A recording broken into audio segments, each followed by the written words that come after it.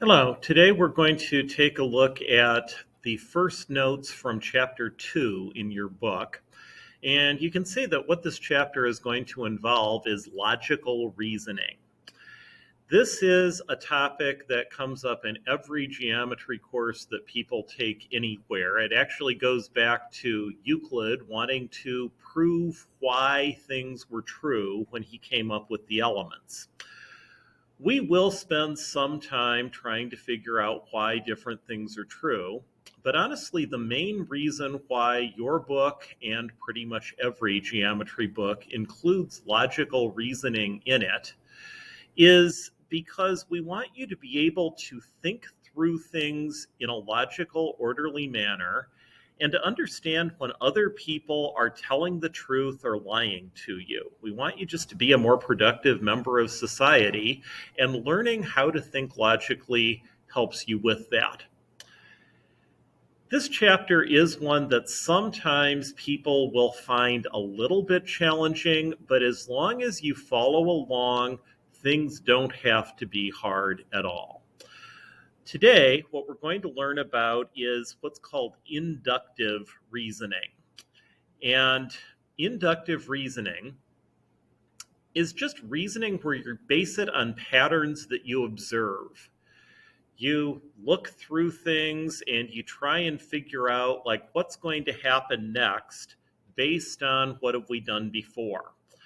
I've got some puzzles that you might have seen like in a middle school class where you have a pattern and you're trying to figure out what comes next.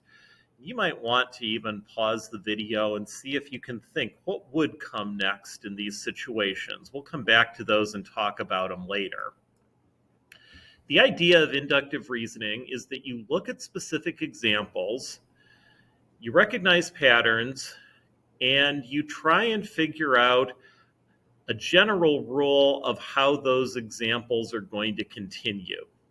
You take what you know, figure out what's the pattern that's going on, and then look what's going to happen next because of that. We call that general rule that we figure out a conjecture. Conjecture is just like an educated guess. And what you're trying to do is make an educated guess, a conjecture as to what's going to happen next. We use inductive reasoning all the time in everyday life. By this point in the year, you have probably figured out what teachers you can ask to leave during class to like go to the bathroom or whatever, and which teachers you're better off not asking that in. I was actually joking with my first period class because I happen to teach Jack Grangenet twice a day, and almost always twice a day Jack will ask me if he can go to the bathroom. And that's inductive reasoning on his part to know I'm likely to say yes, and inductive reasoning on my part to expect that he's probably going to ask to do that most days. There are a lot of other ways that you use inductive reasoning too. Today, I saw a bunch of girls at school that were wearing yellow shirts, and I can pretty well conclude that there's likely to be a volleyball game because that's what happens when a lot of girls wear yellow shirts.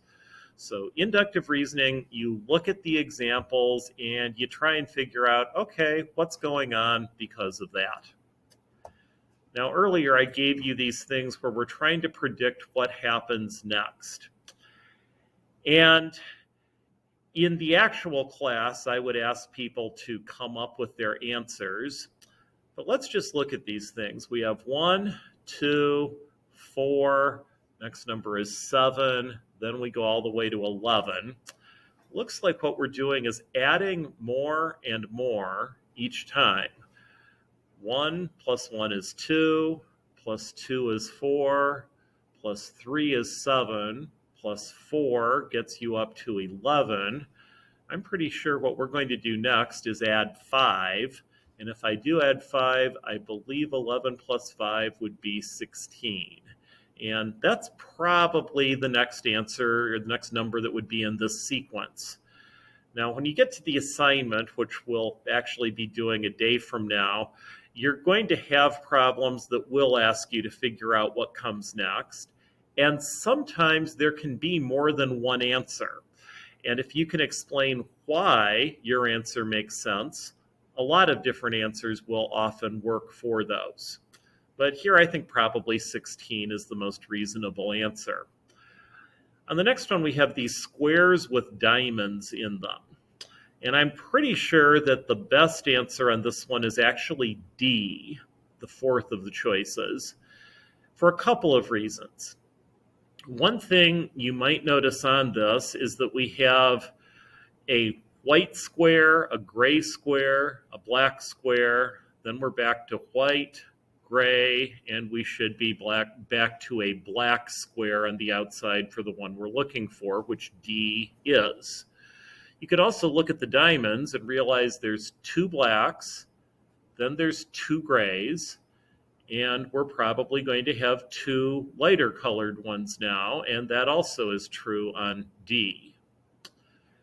Finally, the bottom one, we have a three-sided figure, a four-sided figure, and then a five-sided figure.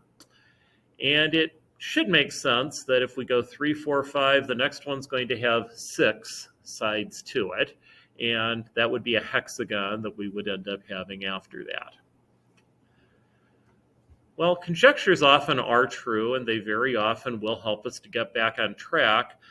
But the problem is they don't have to be true.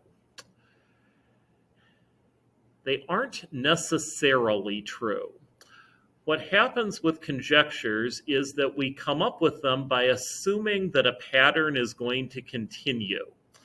And you can't always say for sure that patterns will always continue.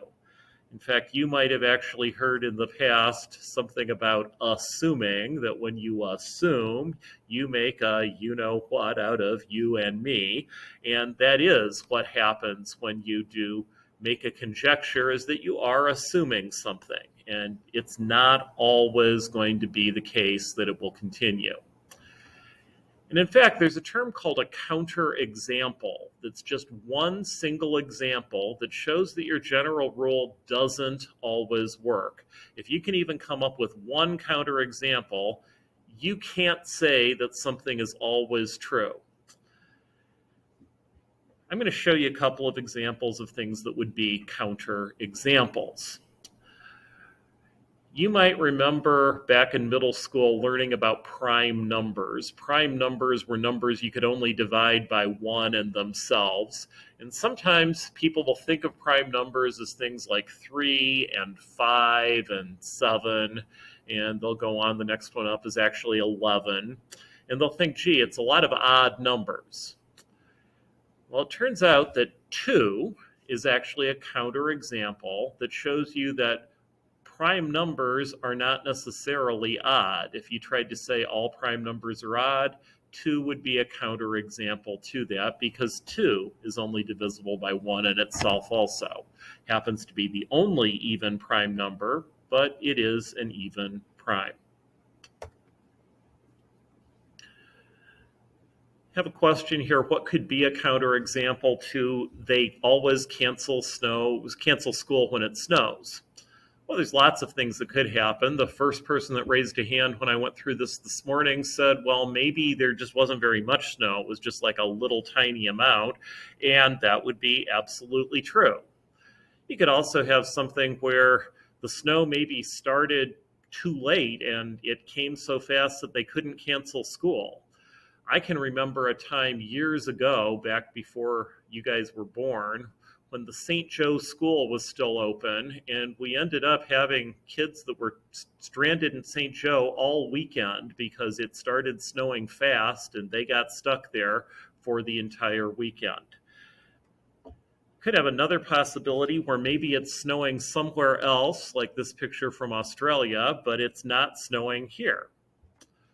Or maybe it's not even a school day to begin with. It could be a weekend or Christmas vacation or anything like that. All of those would be counterexamples to they always cancel school when it snows.